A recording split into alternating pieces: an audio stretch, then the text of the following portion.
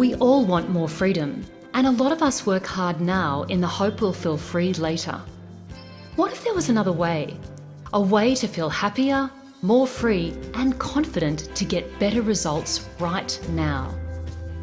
Welcome to Your Freedom Unlimited, where we share practical stories and strategies to help you show up authentically, drop your fears, and take inspired action on what matters most to you.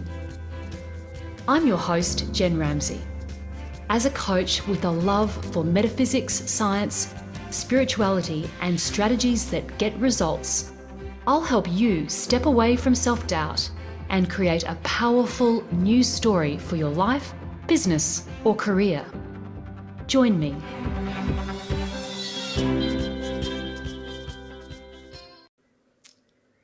How to cope with anxiety is a good question at the best of times.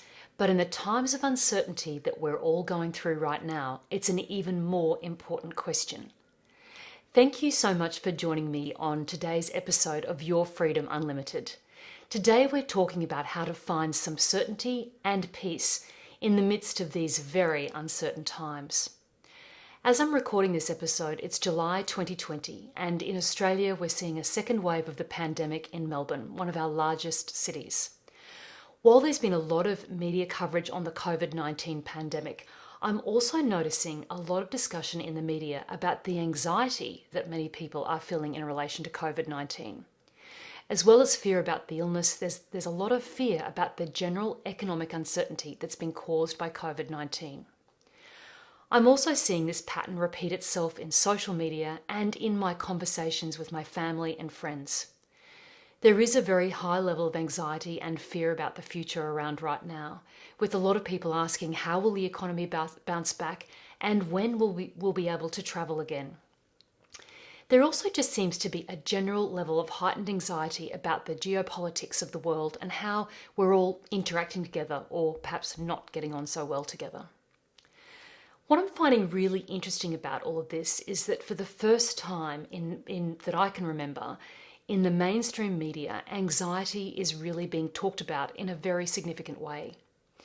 And what this is telling me is that it's really speaking to the extent of the problem and the fact that finally, as a community, we are starting to take notice of these things and talk about them, which I think is great. I think it is a good thing that we're starting to talk about anxiety and about how we really feel. This is a discussion that's needed to come to the table for a very long time. But what I've noticed, particularly with the mainstream media reporting, is that while there's a lot of reporting about people's fears, there's not a lot of reporting about how to cope with anxiety in these uncertain times. So how do we do this? How can we cope with anxiety in uncertainty? And while I'm not proposing to have the absolute silver bullet fast solution for this situation, I truly believe that there are ways that we as individual people and as a community, we can get better at dealing with our anxiety. And I'm someone who's had some experience in this area. I have experienced what it's like to live with anxiety. And I also know how much better life is when you learn to manage anxiety successfully. And let me tell you, it can be done. But what I've learnt is that when we're stuck in our fear or in our anxiety, there's not a lot we can do. And we can often go quite downward very quickly into quite a negative spiral. So what do we do about all of this? Well, Einstein, I think, said it best. He said we cannot solve our problems with the same thinking we used when we created them. I think you'd probably agree with me. Einstein was a pretty smart guy. And in this instance, I think his wisdom is golden. So let's break down for a minute what he meant. In summary, I think what Einstein is saying is that a problem can't be solved in the same way of thinking or in the same level of consciousness that it arose in. And I've done quite a bit of research in this area in terms of quantum physics, neuroscience, consciousness, and spirituality. And what I've found is that there's a very common theme running between all of these things. And what that theme is that we cannot solve a problem if we're looking at it through the same eyes with the same perspective. We simply have to loosen our grip on the fear story that is presenting itself and look at things from a different perspective. So, how do we do that? Well, let me just talk a little bit about what happens when we're in this grip of fear. So, if I choose a perspective of fear, I'm going to be locked into what I call a fear consciousness. And I'm not going to be able to come up with many good solutions or many ideas when I'm in fear. In fact, I'm more likely to spiral downwards, looking at everything else in my life or in my world that could possibly go wrong and add that to my list of woes. The research also shows that when we're in fear, it's actually really bad for our immune systems. So if for no other reason, if you want to start changing your relationship with fear, this is a really good time to be doing it, because we probably need our immune systems to be firing on all cylinders at this time. So that's the choice of the perspective of fear. But if I consciously choose a peaceful state, then I'm going to feel a lot more calm, and I'm going to be able to come up with new and inspired ideas that could possibly solve the problems, or at least reduce the worries that I'm feeling in the moment. The other good news is that when we're feeling more calm, it is much better for our immune system. So what I'm saying here is, I guess, quite simple. We need to loosen our grip on the fear story that we're running, and the best way that we can do that is by consciously choosing a new perspective. And that perspective is to be calm. So 2 very simple choices here. Do we choose fear, or do we choose peace and calm? What I've found is that if I consciously choose the perspective of peace and calm, then I'm going to get access to a lot more ideas, a lot more inspirational thoughts, a lot of solutions to problems that have been worrying me. And I believe this is what Einstein was really talking about. He was saying that we just can't solve a problem in that fear consciousness, because it just leads to more stuckness, more fear, and more anxiety.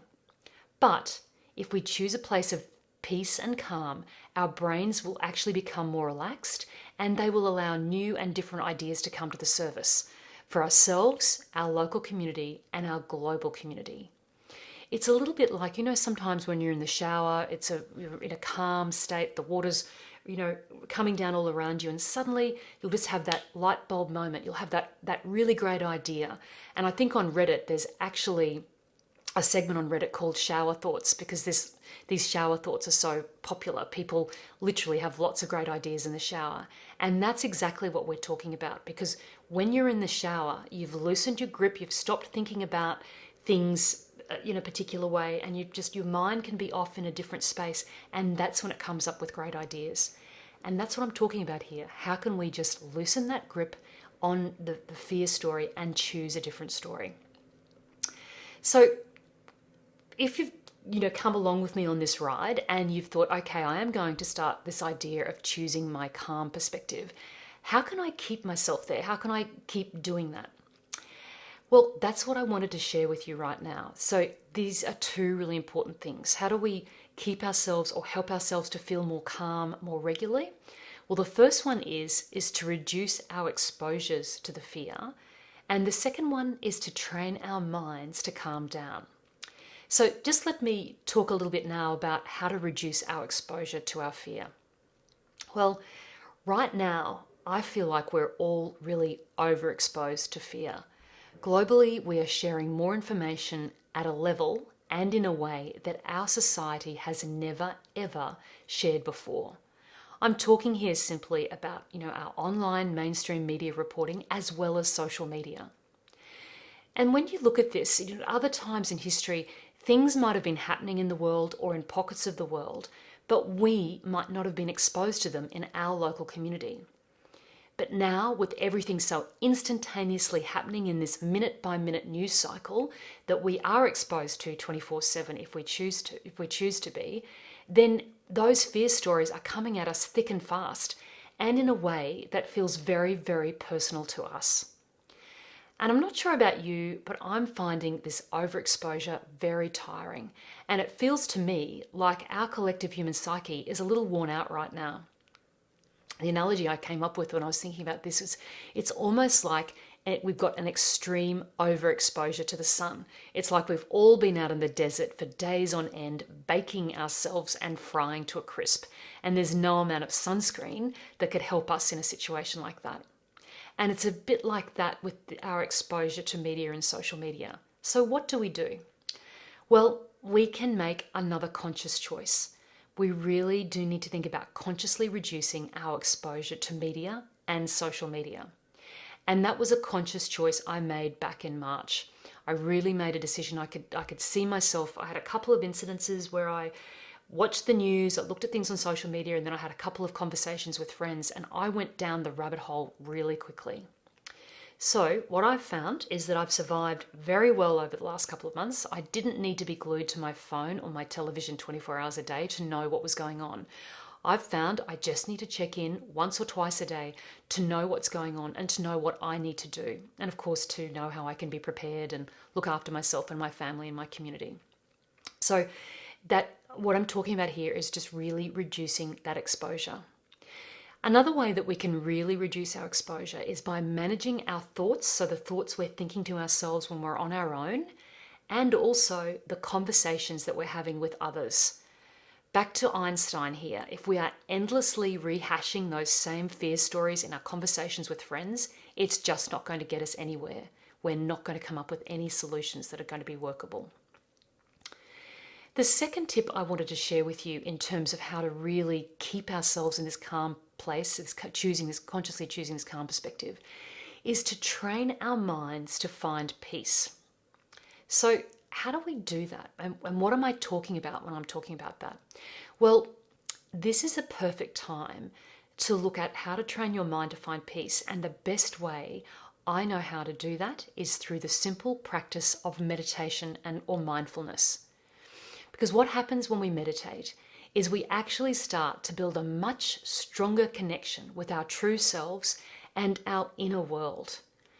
And what we can do in this place is we can go inward and we can consciously choose to find peace there rather than being stuck in the noise and fear of the outside world. This is what, the yogis and sages have known for millennia.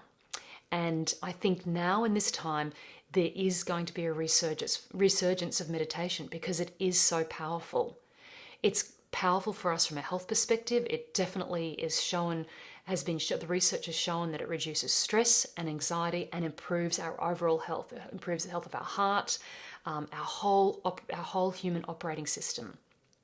But it also has this incredibly beautiful benefit of helping us connect more internally with a peaceful state. So some of you who are listening right now may be saying, well, no, meditation, I've given that a go. It's too hard. It's not for me. I've tried it. I just can't do it. I'm hearing you. And let me tell you, I used to think that too. But now that I've had a consistent meditation practice, everything has changed. But the real key here is to start small and find a technique that works for you. A technique that's not cloaked in a lot of dogma and a lot of rules and ways of doing things, but a very simple meditation technique. And what I've found now that I've been meditating for quite a period of time is that yes, I still experience worry and fear. Those things still happen for me, but how I deal with them is completely different. I will have the feeling, and something happened this morning that took me out, but I was back up on top within about an hour. And that was very different from how I might have dealt with this the same situation 2 or 3 years ago. So I wanted to share with you meditation techniques that are very gentle, very simple, and very accessible. These are the kind of techniques that I teach. And they're all based on helping you really remember who you are, to help you connect with your heart and to find some of that calm and that peace inside yourself. So as part of this episode, I wanted to share with you my free Choose Calm meditation. It's a 9-minute meditation. It's very short, and it's also accompanied by a 5-step guide to really help you find peace in times of uncertainty. So you can get this meditation just by visiting jenramsey.com/calm. I am really excited to be sharing this meditation with you. It's a very simple meditation that's designed to really help you feel safe and supported, and to help you shift into that space where you can feel more peaceful and more calm. And once you're in that space, I know you'll be feeling more inspired and more creative. One of the other things that people have been saying to me is that they've been feeling quite low because they feel there's nothing that they can do, perhaps for people in other parts of the world who are in greater difficulty than they are. And I know this feeling of, that you're not actually doing enough. But the good news is that I wanted to share with you that by doing this meditation, you will be doing something, because a part of the meditation actually involves you sending love out to everyone and all beings in the world. And the research shows us that when we meditate like that, when we are meditating for the health and healing of people external to ourselves, it does make a difference. So if you'd like to get access to this meditation, just visit jenramsey.com/calm. If there are other meditation techniques that you've come across, feel free to give those a go right now as well. Just my recommendation to you is just to give this thing called meditation a go. Again, it's about starting out in a very small way, in a way that works for you. So that's all I wanted to share with you this week. Please keep tuning in to Your Freedom Unlimited, as there's lots more to come. I've got some great interviews coming up with people, as well as more tips and strategies like this. So until we speak again, take great care.